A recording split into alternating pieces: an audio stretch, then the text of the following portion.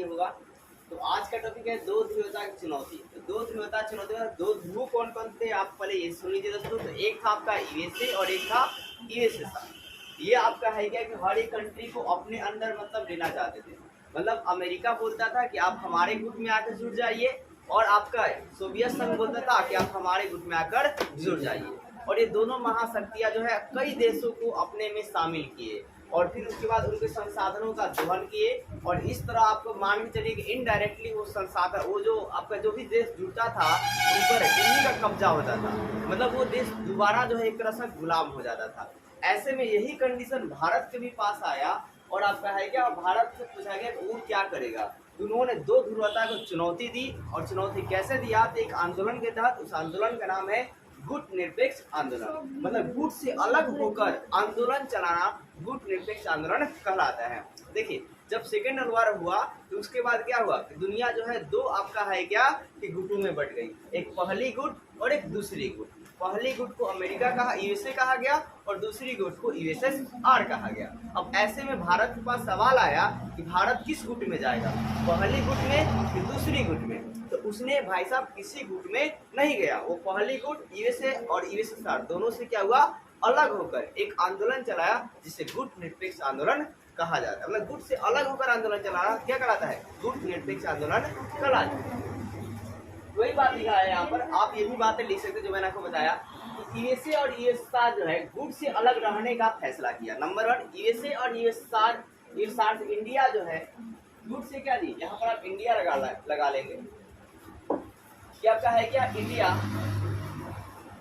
India जो है USA और यूएसएसआर के गुटों से अलग रहने का फैसला किया, और इस घटना को गुट निरपेक्ष आंदोलन जो है कहा जाता है। अब आपका है क्या दोस्तों कि इस आंदोलन के संस्थापक नेता कौन थे। इस आंदोलन की जो स्टार्ट हुई थी 1956 में हो गई थी। अब नेता जो है कहाँ कहाँ थे, तो हमारे इंडिया से जो थे वो पंडित जवाहरलाल नेहरू जी थे। कौन थे, पंडित जवाहरलाल नेहरू जी थे। तो पूछ लिया जाएगा गुट निरपेक्ष आंदोलन के नेता जो है इंडिया से कौन थे, भारत से कौन थे, तो पंडित जवाहरलाल नेहरू थे। फिर मिस्र से कौन थे, तो गमाल अब्दुल नासिर थे। कौन थे, गमाल अब्दुल नासिर थे।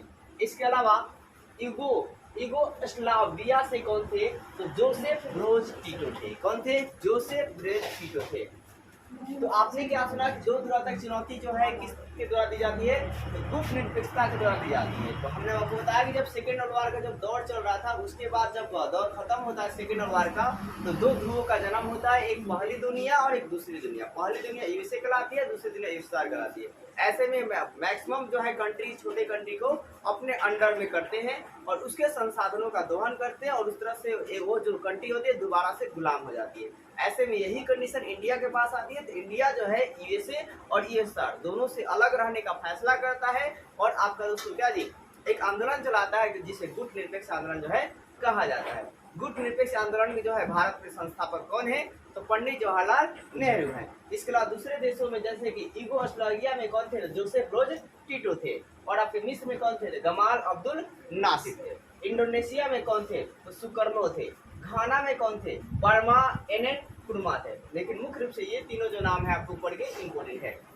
अब है कि गुट निरपेक्ष आंदोलन के लिए पहला सम्मेलन कब हुआ था, तो 1961 में हुआ था। कहाँ हुआ था, तो बेलग्रेड में। इसमें कितने देशों ने भाग लिया इस सम्मेलन में, तो 25 देशों ने क्या किया, भाग लिया था। फिर आपका है कि 14वां सम्मेलन कब हुआ, तो 2006 में हुआ।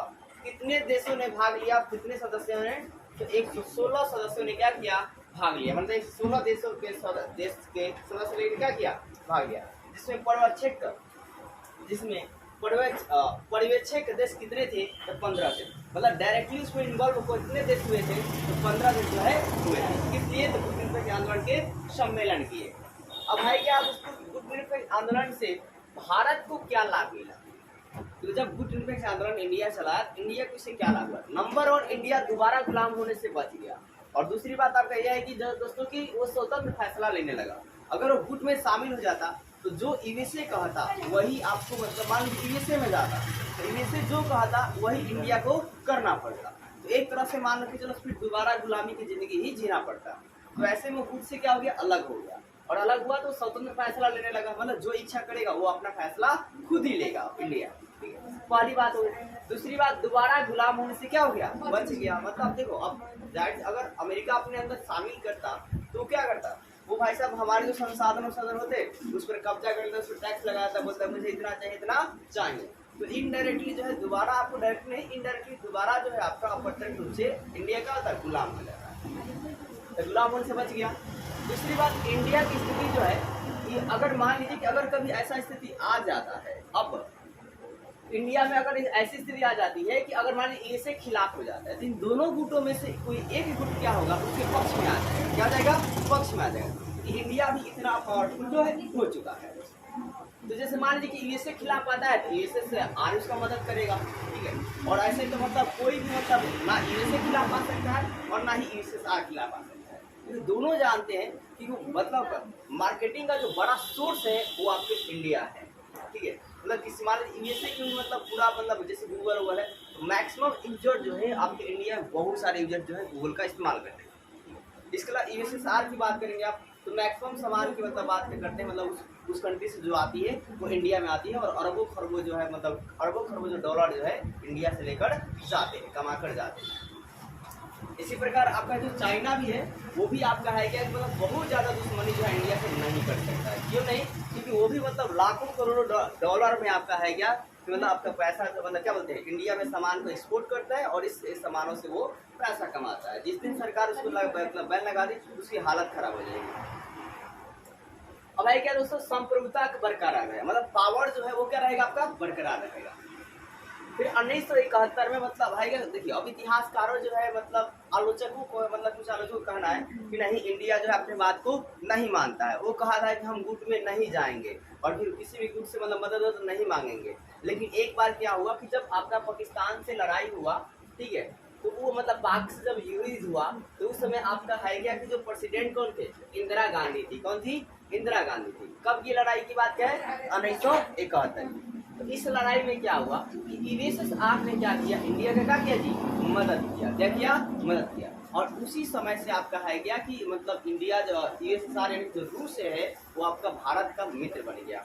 भारत में क्या बन गया जी, मित्र बन गया। और अब मतलब आपका है कि हमेशा अगर परमाणु हमले की बात आती है तो परमाणु हमला इंडिया पर करने से पहले आपको रूस से हमला करना पड़ेगा, मतलब रूस से भी आपको मतलब उलझना पड़ेगी, ठीक है। इसके अलावा मतलब अनेकों प्रकार इंडिया के मतलब मैक्सिमम जो कंट्रीज है मतलब दोस्त है जो बहुत बेहतरीन है, जैसे कि इजराइल भी अपनी सेना के लिए बहुत खूब जानी जाती है और इंडिया को वार करते हैं तो इजराइल भी उसमें जो है शामिल होती है। ये सारे जो है गुट मिलकर जितने आंदोलन चलाए थे इन्होंने मतलब एकजुट होकर जो महाशक्तियां हैं उनकी अपनी पावर को दिखाने से रोका कि आप बहुत ज़्यादा पावर जो है नहीं दिखा सकते।